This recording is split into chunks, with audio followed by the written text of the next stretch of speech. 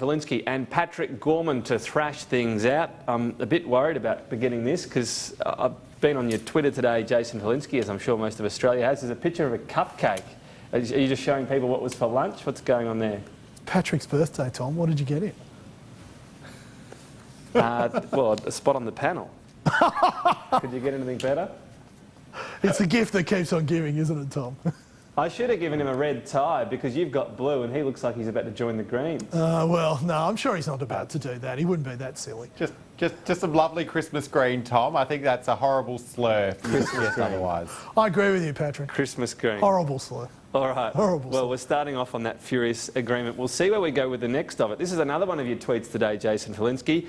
Matt Keane is right. Climate change is contributing to the fire situation. We need to take practical steps at home and be ambitious abroad. Are we being ambitious abroad? Look, we're trying to be. Angus Taylor is at COP25 this week. He's certainly making the point that more needs to be done and that Australia wants to be part of any global action that's going to take place, and that's the sort of ambition that we require both here and abroad, but mostly abroad because Australia represents 1% of greenhouse gas emissions globally. So this solution actually is in global agreement and global institutions working together with nation states to solve the problem of global warming. All right. So Angus Taylor is arguing more needs to be done. Is he arguing that all countries need to do more, and is Australia going to do its bit there? Well, of course Australia will do its bit. We are doing our bit, Tom. We're signatory to the Paris Agreement. We are meeting our Kyoto Agreement emission cuts. We're forecast to beat our Paris Agreement cuts by 2030. We're doing everything that needs to be done. The question is, the science seems to indicate that there should be more done at a global level, and that the agreements that we have now need to be enforced more vigorously globally. So they're the sorts of things that we're talking about. Not just enforced more vigorously, it's actually increasing pledges. So the next COP, the next conference, is going to focus on countries increasing their current commitments. So yes, Australia's made a commitment, but increasing commitments. Should Australia be open to that? Absolutely, and we are open to that. Are we? Has that been stated anywhere that we could increase that Paris target? Well, I would refer you to Angus Taylor's speech that I believed he made overnight in Spain, where he essentially said, look, this is a global problem requiring global action, and that's what the Morrison government, that's what the Liberal Party has always argued for, and that's what we continue to argue for in international forums. So would you like to see the government at the next round of these talks to kick off this, if we're really concerned about taking more actions and being ambitious, taking up front a pledge to increase our target and then hope others follow us? Look, I don't think that we should signal our intentions up front, but what I do think we should do is be a vigorous participant in those. No, not necessarily. No, I wouldn't say that either. But I think we should be a vigorous participant. It's one or the other, isn't it? No, absolutely. Well, no, it's not in international affairs, Tom. But which is mostly why I stay out of them. That we need to be a vigorous participant in any discussions and negotiations around this. That's what we're doing.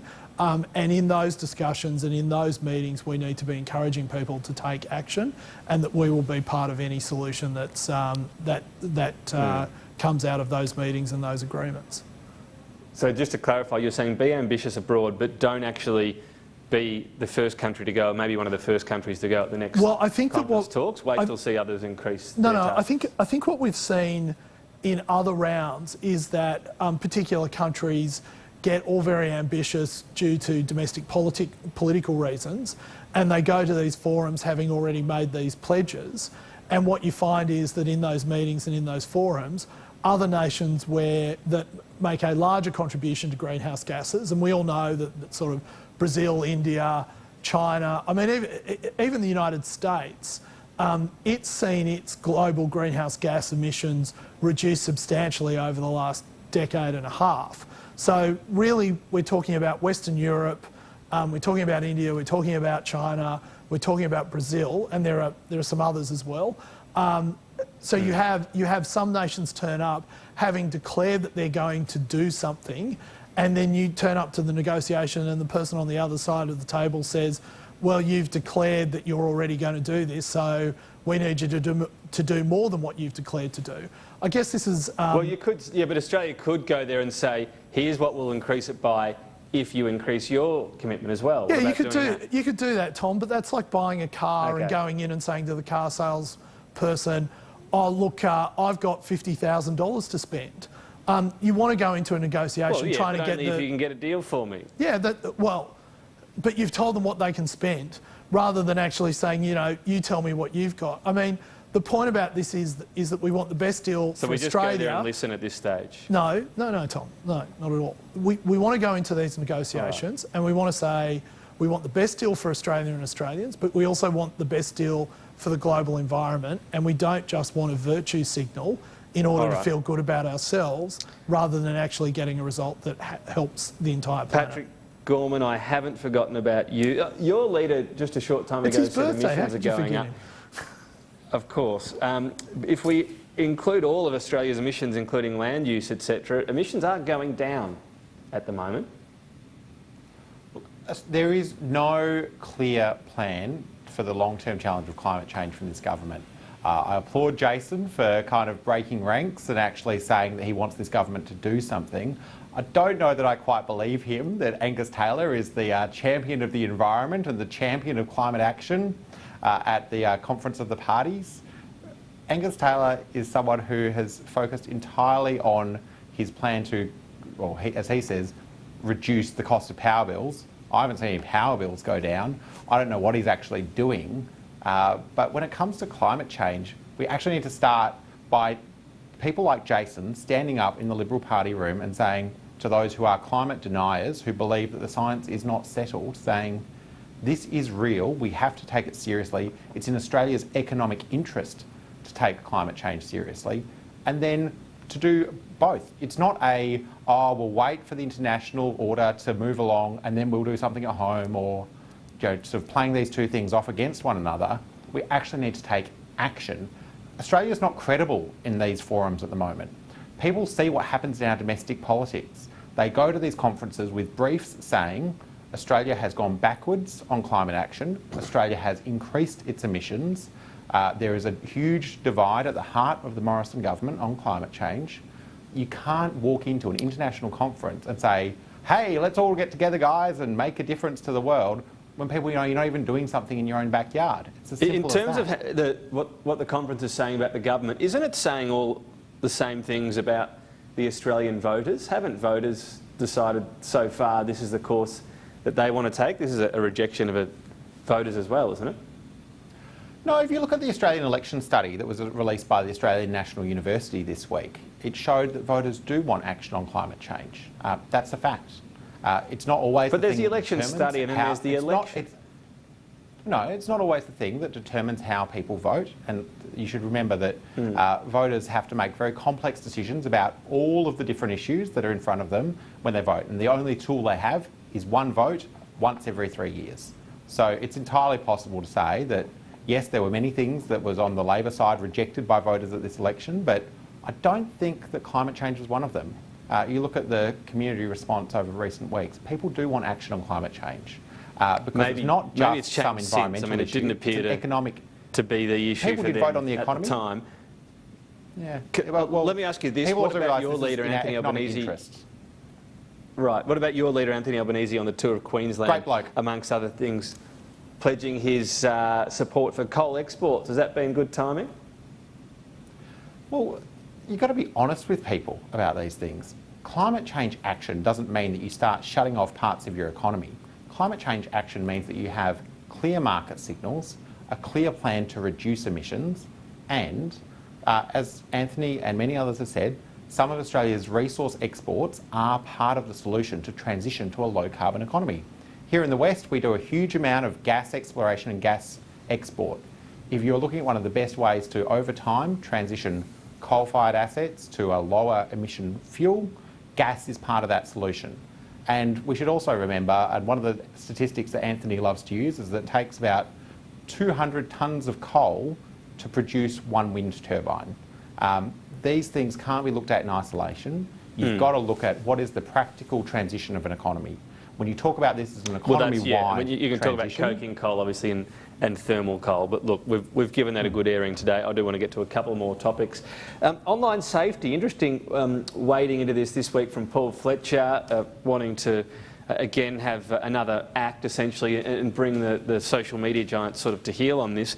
I'm just interested. He spoke about the public, if you want, the public square of yesterday, and how people weren't like they are today on Twitter and Facebook. The big difference, if you look at it, is one's anonymous and the other isn't. Is there any scope, you think, Jason Falinski, to stop people being anonymous when they post comments on social media, having to show some sort of ID to sign up?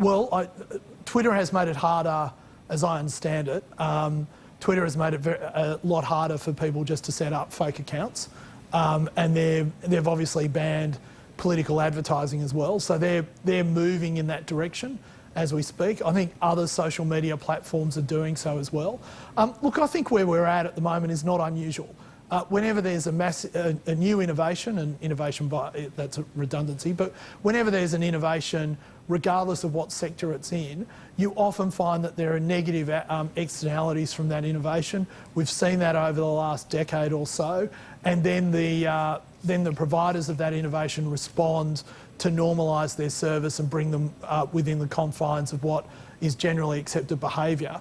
There's no doubt, I mean, I'm sure Patrick and indeed Tom, I'm sure you've had the same experience of people sending you and saying some of the most vile stuff on social media. Well, that's exactly the thing, and it still happens on Twitter, and you know, yeah. I'm not bothered, go for it. They don't hold back, I don't usually bother answering, but that's the point. You can say that there are increased sort of difficulties around registering, and Twitter and Facebook might do something. We can't just rely on them now. I'm asking the role of government around making sure that perhaps ID is shown. Is that something that would be a good idea or a bad one?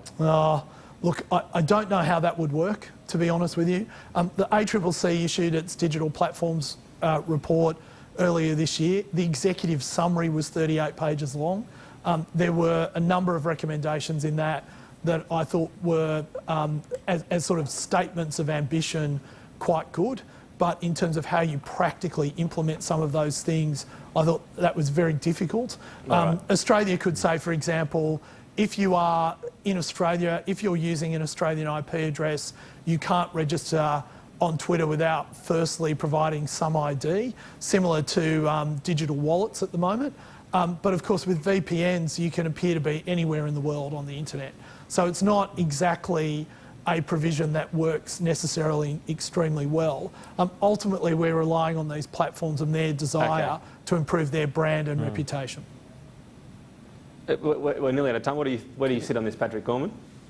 Look, can I just say, I think Facebook needs to accept that they, and Facebook have specifically been singled out on this use, particularly for use of Messenger for child exploitation content distribution. Facebook need to accept that they're not meeting community standards. They are one of the most powerful, richest companies in the world. They can do a lot more. Facebook created a technology which allowed their employees, and when I heard this I was shocked, it allowed their employees to point their phone at any person in the world and use the facial recognition technology to then tell them the name of that person, which, you know, it's Christmas season. Sometimes I wish I had that tool available to me. But they have amazing technology available to them. If they can't apply that to stopping the distribution of child exploitation material, then they're not meeting community standards. And I think that's the message that we need to send to them louder, stronger and more consistently, because if they want that social licence to operate and to avoid some of those more extreme measures that Jason was talking about of IP tethering to individuals and all those sort of things, then yes, we do need to do more, but Facebook should just do it. Like, this is disgusting. This is a family platform that is used for people to stay in touch over Christmas all over the globe, but to sort of find out that it's also being used for this vile stuff, like, just, they need to get off their bum. All right. Well, the government working on another crackdown, as I mentioned, happening over the next 10 weeks. We'll have to leave it there. Jason Falinski, Patrick Gorman, enjoy Christmas. Happy birthday, Patrick. We'll catch you too, Tom. Next year. Yes, and the birthday. I'm looking forward to a moulding cupcake cupcake from Jason. Well, yes, he might. Well, there'll be enough sugar and I'm sure it'll keep. But I did enjoy realising today you were the youngest person out of the three of us on this panel. So just stick with me and Jason. We'll make We'll make you sure look good. that we do our best. Exactly, Jason.